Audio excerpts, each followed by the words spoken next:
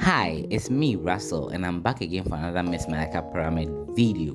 In this video, we are talking about the big pitch episode where the delegates were made to come up with business ideas using the Vodafone Ghana packages.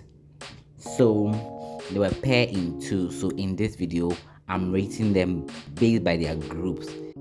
The measures for analyzing the delegates for this episode will be in the description below. But as you know, this pyramid is in 5 tiers, and they are the honorable mention. These are the delegates who are in the competition and they are not giving us their best. Although they are good, but we are not getting their best. Then we have the soft launch. These are the delegates who have potentials and they need to what? Put in maximum work to make their potential a thing. Then we have the sickening tier. These are the delegates living their potential. We are seeing the results of their potential. Then we have the main character energy. These are the delegates who have shown us their potential. They have shown us like yes, they are likely to win the crown. But being the main character doesn't necessarily mean that they have the queen factor qualities. That brings us to the elite class. The elite class are the delegates who have the queen factor quality. They have what it takes to be the next Miss Malaika queen. And in these groups, in this episode, these are the groups that will show us that yes, they have it in them to be the next Miss Malaika queen from their big pitch. Without further ado, let's get to the pyramid, starting off with the honorable mention first. The only group that make it to the honorable mention tier is Erica and Gillian. Their group presentation was an okay presentation, like the judges said, but I feel like it lacked more soul in it. They were a bit timid, they were a bit shy. I think they didn't think through their presentation very well, although I think they had a unique concept. I feel like they should have add a little bit to it to own it, and they should have sold it. They didn't sell it for me. It felt like they were beating around the bush and they just needed to get through with it. I would say I won't be surprised if they get evicted, but they look like they are campaigning very hard and they are getting enough vote. So I'm not too sure if they will make it to the next round. But if they do make it to the next round, I hope they step up their game. The next tier is a soft launch, which has only two groups making it to this tier, and they are Hannah and Tracy. I think Hannah and Tracy have also another good concept that I like. I really vibe with their concept and I see it being feasible and able to do it. I like their presentation, although I feel like it wasn't too strong. I think it was an okay presentation. I like it. I enjoyed it. My only problem is that they didn't come in looking like they are bosses. They came in looking like they are secretary. They feel like they are secretaries being in there. You get it? They weren't taking up space. They weren't owning up the space. They didn't look like we are the next CEOs. We are set up company. They felt like these are secretaries who are stepping in for their main bosses, and that is the reason why they didn't move to the top of the pyramid. I felt like they needed more confidence, more screen presence, and more charisma, and that was what they were lacking. Although they had a good presentation and a good concept, but they didn't have the energy to back it up. I hope they do get enough vote to keep them in the running to become the next Miss Malaika, because I'd love to see them in the top 10. Next is Akosia and Hamdia, the last group in the soft launch tier.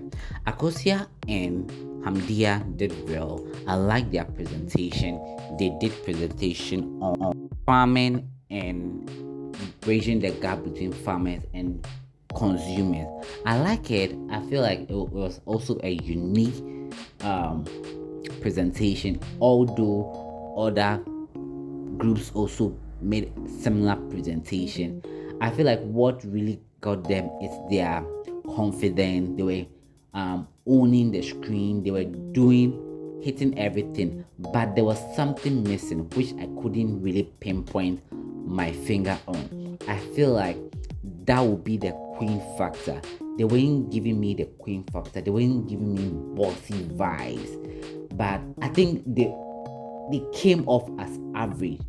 But however, their looks, their presentation, their content was good. And I would say that I can see Akosia moving to top 3. I can see Hamdia also moving to top 5 based by their presentation and how they were engaging with the judges. But there was something that was missing, that at the end of the analysis, they weren't getting there. And I think that would be their queen factor. That would be their marketability factor, because they score low there. Because I'm thinking, if they win, how are they being able to be marketable and relatable to us? I think that's the only thing that is missing from them.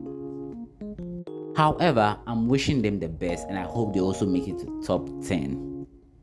Now, let's move to the second tier with only one group making it there, which are Tilly and Karen.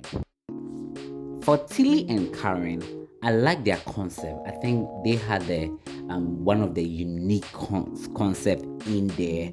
I like their content. I like how they look. Although it was not all that, it wasn't hitting it for me, but they look good. They look like these are entrepreneurs coming up. And I like how they were able to feed off each other's energy. They were a team. However, I feel like they didn't sell their presentation to us. They didn't sell their presentation to me. They were a bit all over the place, and I wasn't feeling their vibe. They had a good concept, but they didn't sell it. And that's why they made it to the second tier. Because I believe that with their concept and the content that they had, they should have been in the elite class. But they weren't able to sell it for us to buy it. So they ended up in the second tier. And I am beginning to question myself, would they be able to make it to the grand finale? Because at this time, the pressure is getting worse. We need a game. You can't have a good thing and fumble it.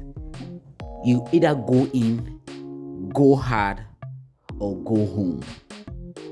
And I'll be sad if they go home, because I can still feel and see their potential, but they're not hitting it hard for me.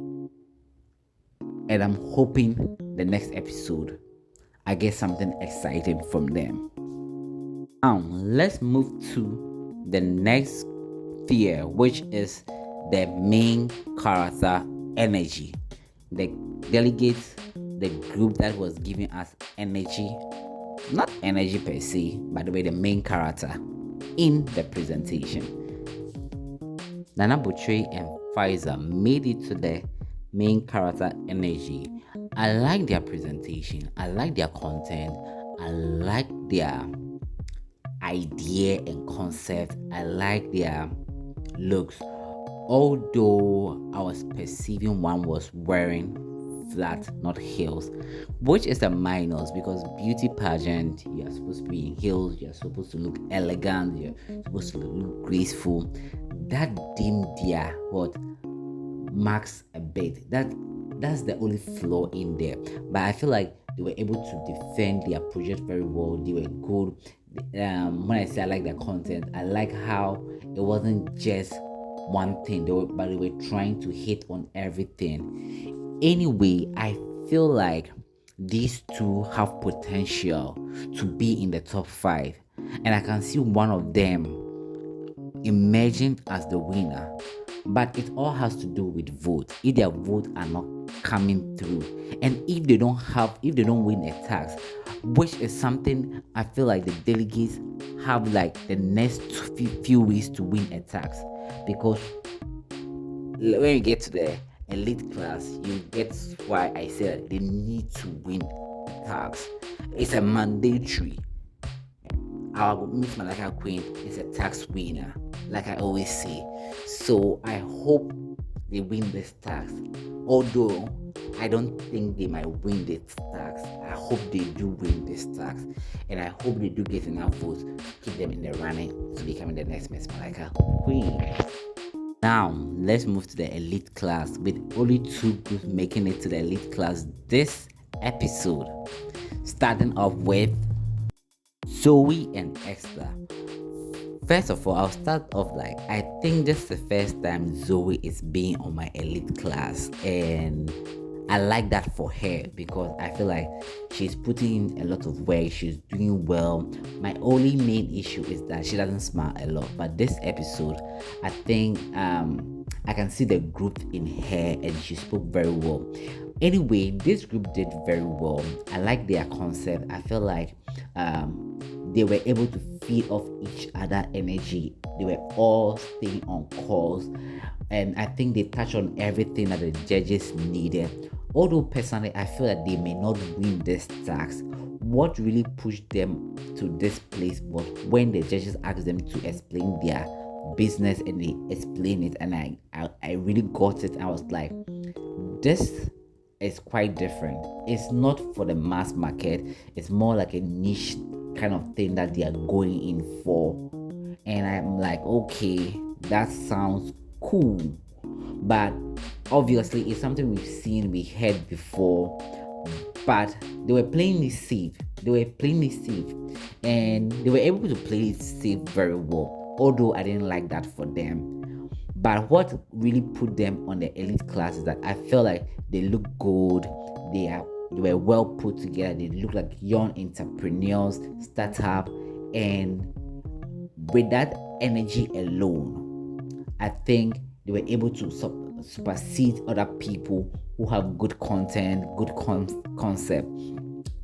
And I'm hoping that they do make it to the grand finale, although I'm very skeptical about if they will make it to top 5, top 3, or possibly win the crown, because both of them are still not owning it. Both of them don't have a tax. They've not won a tax yet. So it's giving iffy. Zoe was from Target Queen. So yeah, Target Queen, they are mostly likely to win per the analysis, the data we have. Esther, on the other hand, is from the open call, so she needs to do 10 times better than what all the Target Queen delegates are doing. And I still feel like she's still playing the same. We don't see her A game yet, so, and she has not won a tax yet, so she's still in the iffy ground. Anyway, I hope they still get enough vote to keep them running and hopefully make it to the grand finale, because I would love to see them at the grand finale. The group that made it to the top of the pyramid in the elite class is AC and Paulina. They did very well. They hit on everything. By the way, let me say this. AC is kind of a funny girl. Like the way the judge was like, oh, you can leave the box. You're like, oh, sure, but we can keep it outside. We're like, no, we can keep it ourselves. That was really funny. But anyway, back to the analysis. I think they did very well. I like their concept, although it's something that other people have been doing. It was similar to other people, but theirs felt unique, fresh, and they were able to defend it. They were able to sell it, and they look good. I'll have to say they look good. They look like bosses. They were like, we didn't come here to play. Although I've still not gotten my Queen Factor vibe from them yet. I won't be surprised if they win, especially Paulina. I think if they win this task, this will be their second tags both of them have won. So they'll be leading with the number of tags won. And Paulina, although I'm not getting my queen factor vibe, she's hitting everything. She's very eloquent, she's very well expressive, she's answering the questions very well. Same as AC. I'm a bit shaky because she's from the open call, she's not a target queen, so that's my only problem. But aside that, I'm getting everything from AC, and I think that she also has the queen factor. All I can say is that AC and Paulina are leading in this competition, and if they do win this task, then they are going to be 3 times ahead of the other delegate. And now that all they have to focus is getting enough votes to keep them in the running, to push them into the top 10, top 5, or possibly win the crown. Now, they are the 2 delegates that I'm looking at. Who is going to get a crown? Who is going to be the second runner up? That is the competition right now. And the other delegates need to step up. This is it for this video. Thank you so much for watching, and see you in the next one. It's bye bye for now.